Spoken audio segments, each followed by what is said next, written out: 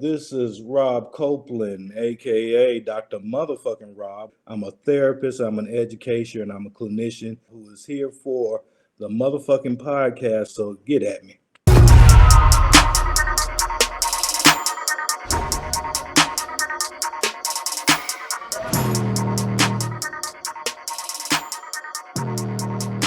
It's the motherfucking pod.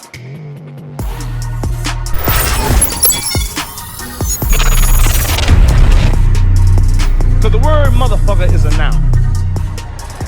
It describes a person, place, or thing. Let me welcome everybody into the show. This is Mr. Headquarters alongside EJ the DJ. And today we rocking on a special edition of the motherfucking podcast. Yes, sir, we are. We have a special guest in the building, all the way out from South Carolina.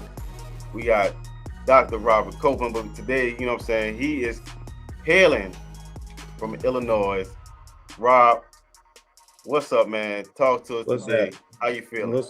I'm feeling great, and as I want to say, you know, and we gotta, when we come on different podcasts, we gotta show who we are and who we are in the space. So I gotta say it how I want to say it. I just say, "What's up, motherfuckers? Let's go." He part of the motherfucking crew. Let's go. Let's go. Come on, man. You already know. We can sit up here now, and Mr. Headquarters and EJ the DJ. Okay. Yeah. That's right. Hey. You know what, man? You know what, Mr. Headquarters? I'm gonna call audible as of this moment. He is now known as motherfucking Rob. There it is. Wait a minute. How do we want to do this? Let's plug this right now. Look. Tell the people right now. Hey, how can they find you? I'm gonna plug it out. The regular page is Dr._CopeJam at IG on IG.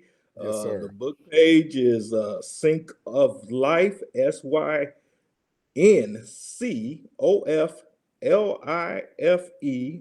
of Life on Instagram, and then my website is syncoflife.com. Same spelling, SYNCOF.com,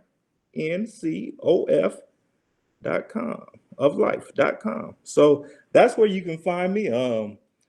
But you know, shoot, you can probably find me some other places I don't even know about, but you know, we just kind of do what we do. Hey, this is gonna be a good one. This is gonna be a good one. This is gonna be a good one right here. Let's do this. That's yes, sir. Yes, sir. We got a real down-to-earth brother in here, educated, you know what I'm saying? But primarily, he just want to tell you just how it is. You know what I'm saying? Yeah. So that's how we like it on the show, man. Yes, sir. Okay. Look, as long as we understand, I can't be any other way. So there you go. Hey, we don't expect nothing less. All right. We don't expect nothing less. Now, after that introduction, we don't expect the less. We don't expect the less. Yeah, okay. Motherfucking Rob. I want to come up in here, correct? You know, and the only way you can do that is have reference for the brothers that you guys are doing the podcast and you were asking me on, and I'm like, wow, well, let's go. And then if you're gonna get me, you got to get me genuine. You know, that's the only thing we ask for when you come on the fucking podcast, man. Is just be yourself. That's all we ask for. Is be yourself. But understand, you know, we know how this works. You know, right? I'm one Rob if I'm in the barbershop, and then I'm one Rob if that's I'm true. in the boardroom. That's true. I can't. You got to learn how to cook. I can't beat that Rob that's in the barbershop talking shit. You know, in the boardroom, they gonna put me out. So they gonna be like, yo, sometimes you gotta let them know which Rob you want. You want the Rob in the barbershop, or you want the Rob in the boardroom. But also understand. See, this is the thing people don't get. Sometimes that Rob that's in the barbershop or the Rob that is running into the liquor store if you come at him a certain way, it don't matter where he is. It don't matter if he's in the boardroom, because You then can that find out part what type of comes person he out. really is. Exactly. and then you know, you gotta, when that part comes out and you came at him that way, you know, you gotta put a little band-aid on, you know, my bad, Jim, you know, whatever it is, you know, my bad. You okay? You know, I'm Why, like, why they yeah, want? Why, but You see the here's my switch up first at that. question. Here's my first question. Then I'm Yeah. gonna go ahead and get it started up right quick, Let's go. boss man. Let me go ahead and get it started. Rob, why Yeah. do they always want to be wanting to try the Rob in the barbershop? That's what I don't understand about some people. Want to be what? Why do they want to try Rob in the barbershop? Oh, Why do they want to? Why because do they even want to try that? this is no. I'm gonna tell you what goes on. They don't. Okay, we get it. Right. We've done it all our lives. You know, Absolutely. I know where you at go some with point that. in time, we've had to navigate in that world. Yes. We've had to. Yep. I don't care if you grew up around all black people, whatever. Still, you had to navigate because you looking at TV with all these white Exactly. folks coming in, so you understand what's going on out there. They have never had to navigate us, Yes. so they Right. don't know when they are pulling that part of us out. It's Right. like, oh my God, angry Negro. No, you coming at me one way, and you're gonna get what you get But when see, you come that like you way. said, it's like you said, and I experienced this in the military too. It's always they want to try to check and see what type of person they're going to get out of you. I think it's on purpose. You don't think But so? see, this Yeah, is the I get thing. where he going. I get where he going with it now, though. That's the thing. Well, They do it on but purpose. see, I don't know if it's on purpose or not. All I'm saying is, and I don't. Do you really want to try that Rob in the barbershop? Do you really want to try that? I'm just saying this. You never know. with us, see, if you can't assume anything with us, you never know. You don't know how we came up. You don't know. You don't may know. look at You don't know check that it out. Rob in the barbershop. You That's don't what know. I'm trying to say. You may think, oh, Dr. Copeland, ha ha ha. You know, here he is. You know, you may think that has been my whole experience. I tried to be educated, but you want me to be street right now. That's what it is. But that's the thing. We can literally be a chameleon in any circumstance because it's always what we had to do. Absolutely. Exactly. Absolutely. We can do that. They Right. don't understand that concept. They don't understand that there are different points of where we put out who we are. If I'm comfortable, here comes Rob. Right. Right? Here Right, he right. comes. Barbershop, liquor store, Yes. brother-in-law's house. That's gonna Cookout. be me at the Come core. on now. If I'm comfortable. If I'm not comfortable, I'm gonna sit over in the cut. I'm gonna observe you, but you don't have any idea of where I can go. You know, You already know. Hey, and we do it, but check it out.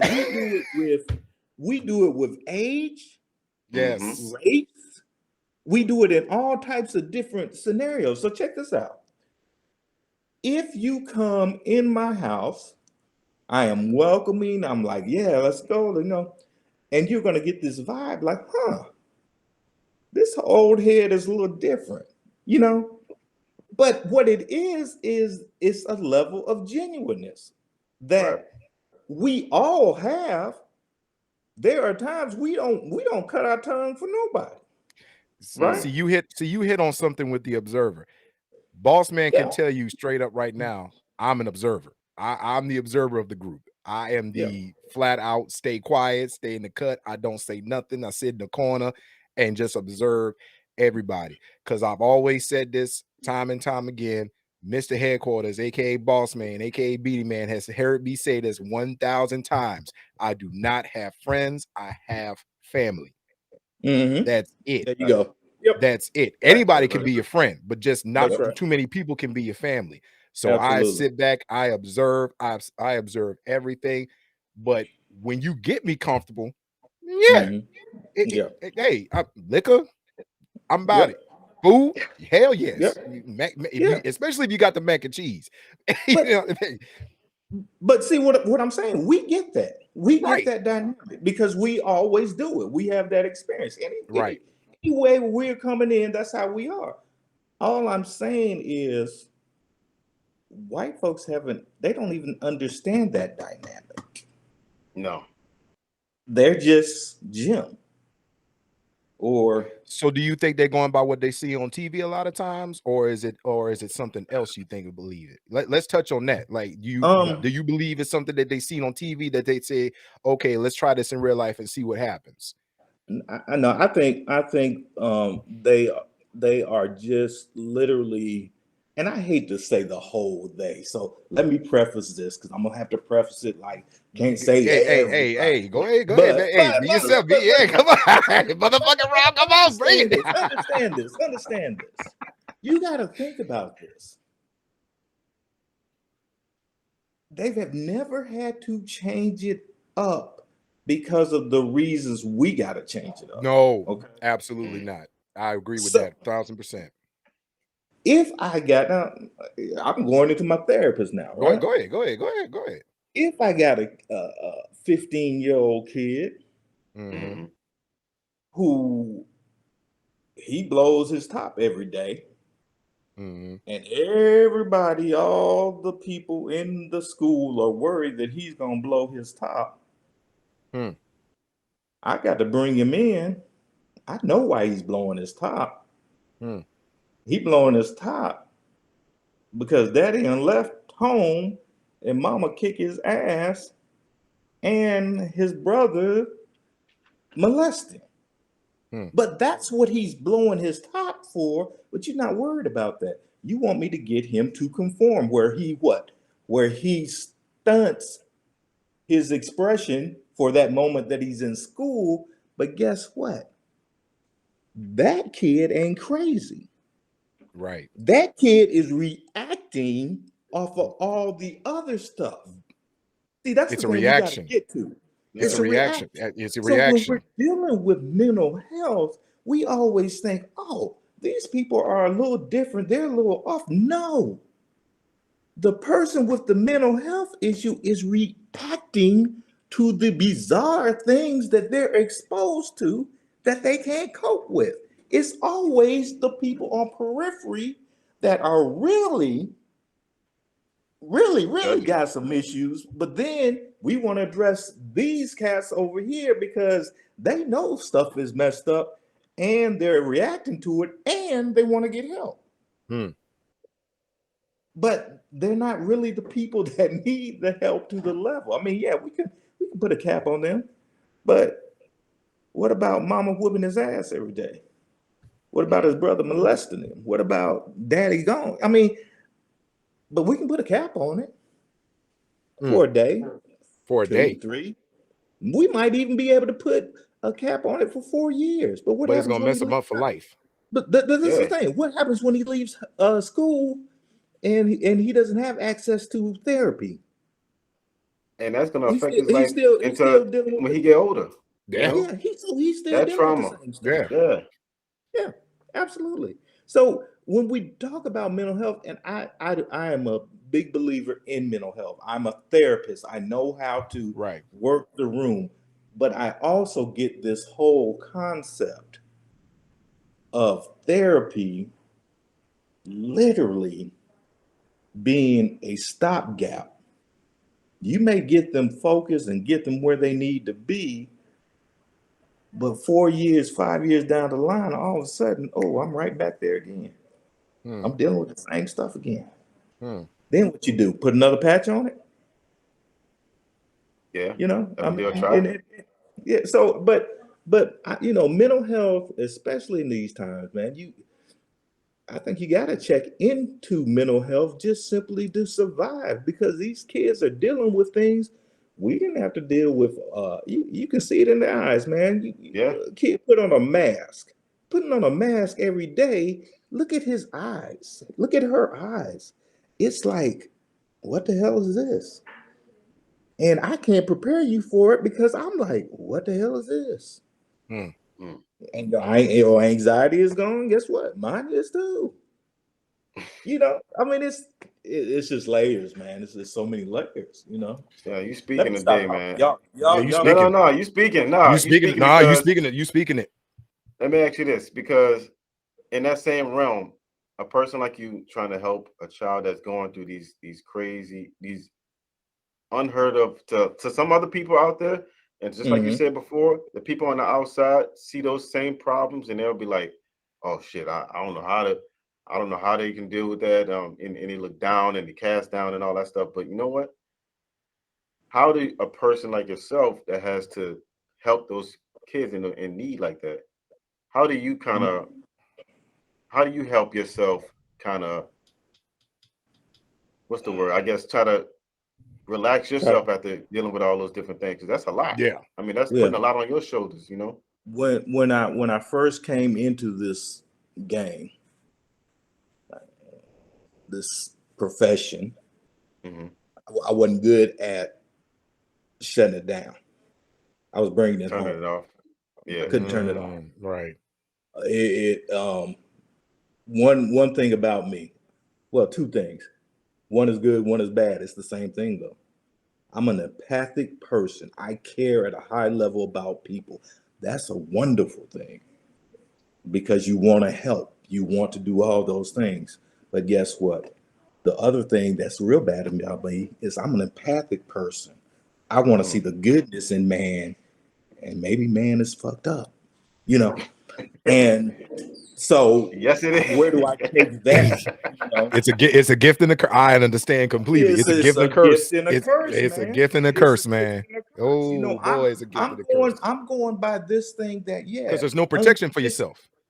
Yeah, it's like I got unconditional positive regard. I'm your guy. I got you. I'm in your corner. Okay. But what if your corner ain't a good place to be? Yeah.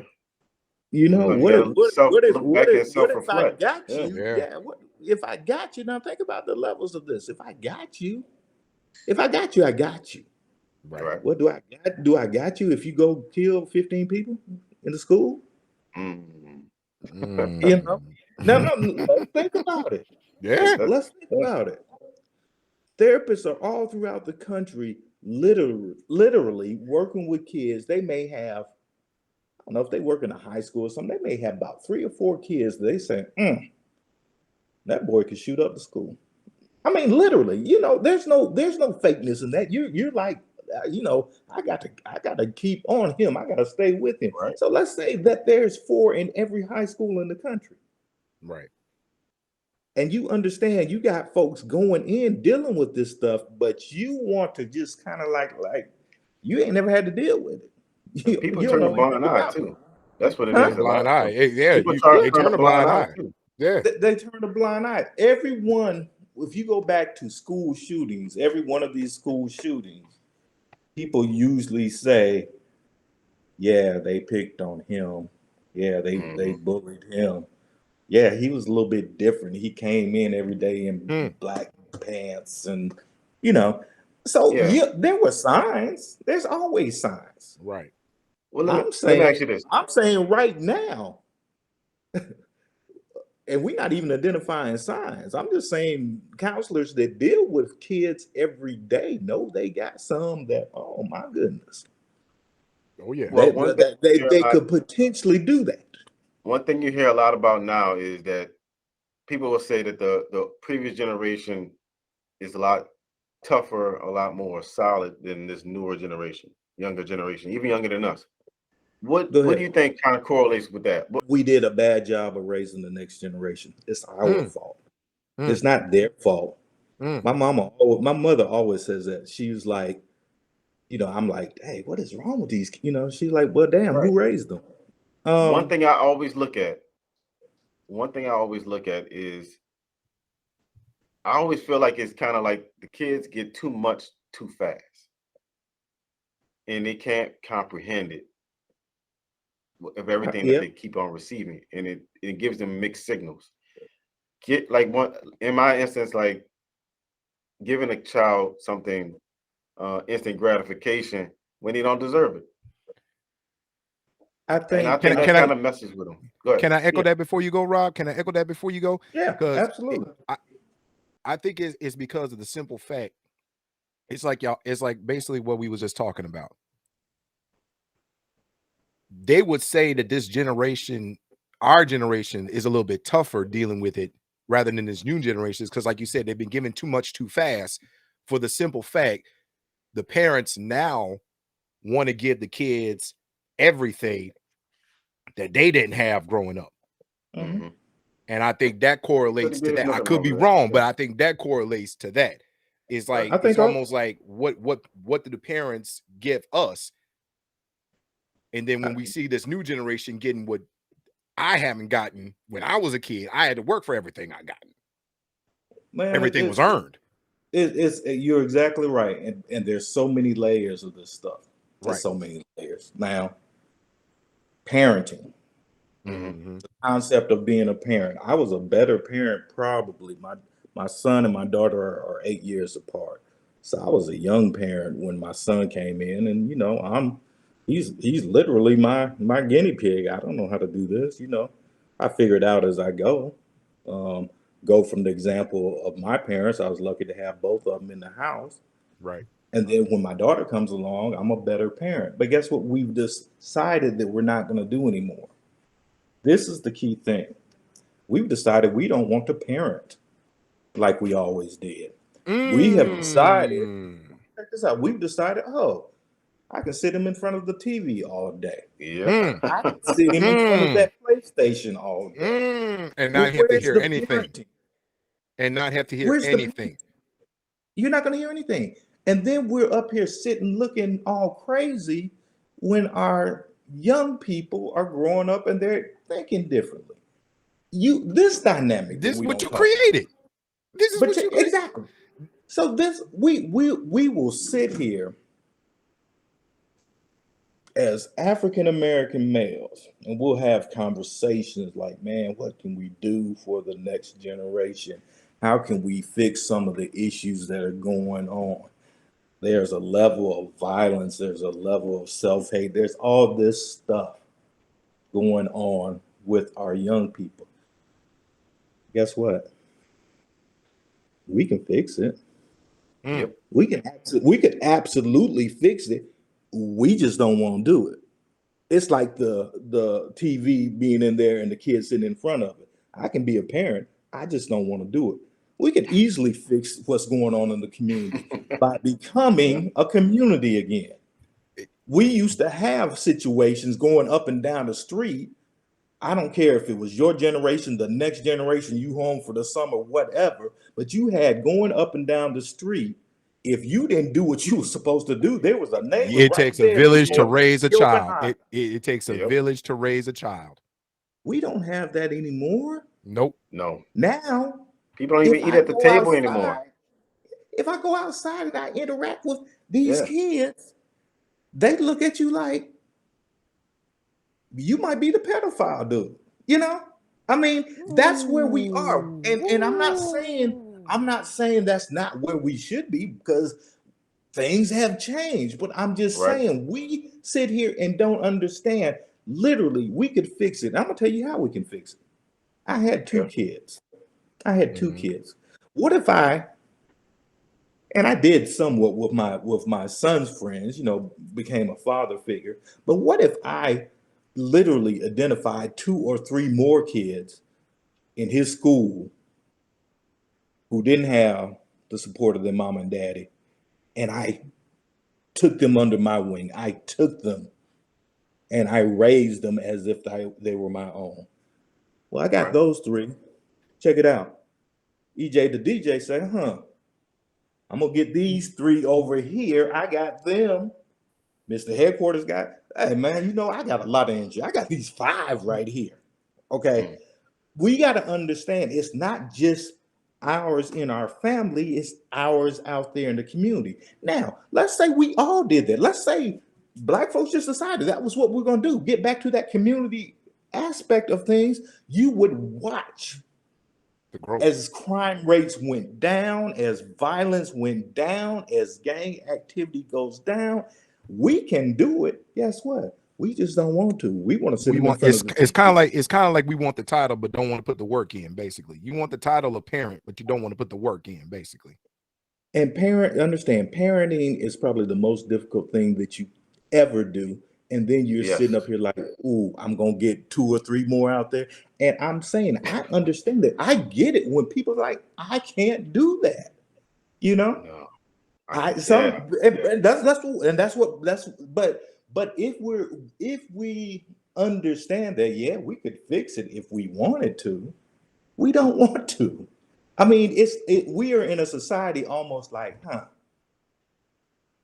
it You ain't, think that goes it back ain't to going mental down health over in some here. kind of way for Huh? the community? Do you think that goes back to the mental health in the community in a way? Oh, absolutely. I think How you think that affects? Yeah. How you think I that think affects the community? I think for African Americans, we have this almost predisposition in regards to mental health that we don't necessarily want to get help. I look at because it mental makes us health weak. like, yeah, or it makes that's the perception. That's the Now, perception. It makes us weak. But see, I'll be honest we with you. gotta, I don't have anybody in my family. I'm sorry. I don't mean to cut you off. I don't have you're fine. anybody that I've had in my family, older males that have told me that they went to therapy. Okay, but check this out. Check this out. I bet you, and you probably saying, I don't have anybody that went to therapy, but I bet you can sit up there like, Uncle Tony needed to go somewhere because Uncle Tony was wild. Oh, You see what I'm saying? man. You see what I'm saying? So we y'all understand. We get it. We understand. Right. I got to use it like my son does. I don't even know if I'm gonna use it right. We got to know when we throw it and our people throw it. So that is true. In your family, in our family, we know who throw it off in the lines family, of man. family that those folks crazy. We know that. Yeah. Hey, Rob, So, I'm gonna tell you right now. My last name is Beauty. Them beauties are down in home. I'm gonna talk about them right now. Them beauties, boy, they need help. So you get exactly what I'm saying. We need some help. But guess what? We need help. But guess what? We don't seek it out. We just kind of say, "Oh yeah, we all crazy. We always been crazy," right. And then we wonder why we do some of the things we do. Yep. And if you get to a point that you have a therapist that gets you, man, that could be one of the best relationships you can ever have in a lifetime. But we don't. Why do you think don't, that is? I was about to ask you the same thing. Why do you think that is a lot of? Because I believe it's like. It's the same dynamic to me, and you talked about being perceived as weak. And since I was about to say that. I was about to say that too. It makes us seem weak. Since we got out of bondage, we've had this whole thing that you had to be this hyper masculine cat. Young boys ain't supposed to always on your guard, and you step on my shoes, we going at it and we shooting at each other and all this. Young boys ain't supposed to cry. But check this out. And EJ said it. I come in. He comes in.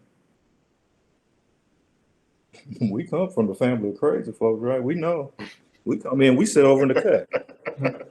And we looking at everybody.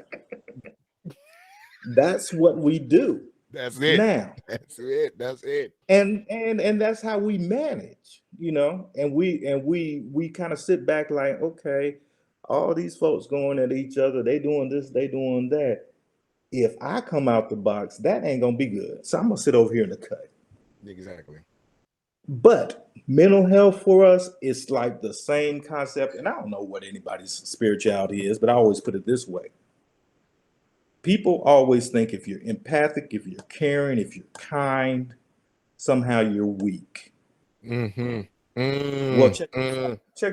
Check this out. Back to what we said in the beginning. This is my example. Yes. This is my example. And I got to put it this way because this is how I do. For me, this is what works. For me, higher power means what I've always grown up in Christianity. I always refer back to Christ. Right. But Christ was kind. Christ wasn't weak. No. You see, you understand what I'm saying? No. Christ was caring. But Christ he was wasn't weak. empathic. But he wasn't Yeah. weak. Christ wasn't weak. Christ No. had moments. Christ had moments that Yes. he wild out. Yes. But understand, it was in those moments that he said, I gotta pull myself back to where I'm supposed to be. Mm-hmm. So when we are sitting in the cut, it's kind of, that's where we're supposed to be. We don't need, some people need to navigate this space and be all out there wild and going back and forth. Some people are like, yep, I'm gonna sit in the cut and I'm gonna watch this. You know, had experience growing up where people, because they see something different in you, say, go home. It's about to go down. Go home. Y'all, mental health and what we have set up right now to help people. I'm going to say this. We've had a level of it in our community when we used to take care of each other. Right. When we used to sit the kid down at the table that didn't have anybody at home. When your kids are sitting at the table eating and you sitting him down and he becomes part of you, we don't do that anymore. And so now we're screaming out for mental health. And I'm just saying, if we did things somewhat like we used to do, you said, EJ, you don't have friends, you have family. And that's a dynamic that I wish that more of us had, that anybody that comes into the fold becomes family. The reason I've always said that, Rob, is because of the simple fact, for me, I look at it as, it's just like I said, anybody can be your friend. Not everybody can be your family. And a lot of times, because I'm perceived as weak, because I've allowed you in my family, it should behoove you to say, hey, this guy really does care. He doesn't really consider me as a friend. He considers me as a family. I consider you as a brother. I consider you as a sister. I consider you as an uncle. I consider you as my aunt. Like, it should behoove you to say, man, maybe I shouldn't really mess this up. Well, but it should. It should. It absolutely should. It just depends on what level you're gonna go at. Are you gonna cut it off right there and say, because of that, I'm done? You can do that. What if you just went an extra little bit up and tried to engage on this level, and then all of a sudden, they become family? See, that's the thing. Sometimes we stop before we're getting to where we need to be. Sometimes we get frustrated and we stop. Dude, if I thought about every time in this lifetime I got frustrated, I wouldn't have done shit. I would still be, I'd probably still be, I mean, I'm trying to think where my stop. Wait, hold on. Let me make light of this. Is Dr. Is it Dr. Robert Copeland? Is still motherfucking Rob? I just want to make sure. This motherfucker, this motherfucker is Dr. Copeland. So check this out. I'd probably still be in Atlanta. I'd probably still be in Atlanta. Right. Oh God. Probably wouldn't be married. Probably be going to Blue Flame on Saturday. Y'all know what Blue Flame is in Atlanta? No, I don't, but it sounds like a fire spot. Blue Flame is the Look, I ain't never been there, but I like I heard of Blue Flame. That sounds like a place I need to holler. It's down the street from Magic City, I want to say, huh? Yeah, exactly. Yeah. It's one of the joints. And that would have probably been like my world, probably go to work. I mean, I don't know, but it wouldn't be what it is now if I got frustrated and I stopped where I got frustrated. I had to extend myself a little bit. And when you extend yourself, you never realize the levels you can go to. You cast extended yourself when you decided to do this podcast. And in extending yourself now, guess what? All these things are opening up. You're navigating this. And so we got to get to a little bit. Let me just talk a little bit about the book I wrote. Yes. Synchronization of Life. Synchronicity, the decisions you make affect not only you, but the generations that come behind you. Because guess what? If in 1989, when I met my wife and we date for a little while, then we break up for 2 years, if I never came back to get her and never got married, then these 2 kids wouldn't exist. Then if these 2 kids don't exist, my granddaughter doesn't exist. Now, you see what I'm saying? These are decisions. And I'm saying, I'm not just talking about decisions of marriage. I'm talking about every decision. You take a left, you take a right. Every day. You take a left, you take a right. Check this out. Check this out. And it's kind of morbid, but think about the whole dynamic. There have been people that have died in car wrecks simply because, I think this today I'm going left. I'm going this way home instead of going this way home. Or I'm running in the airport. Oh, I just missed my plane. And what? It just crashed. So there are decisions that we make that we're not aware of. But I'm saying, we can't control that, but we can damn sure control our level of frustration and where we move with it. Frustration, what? Is for a moment.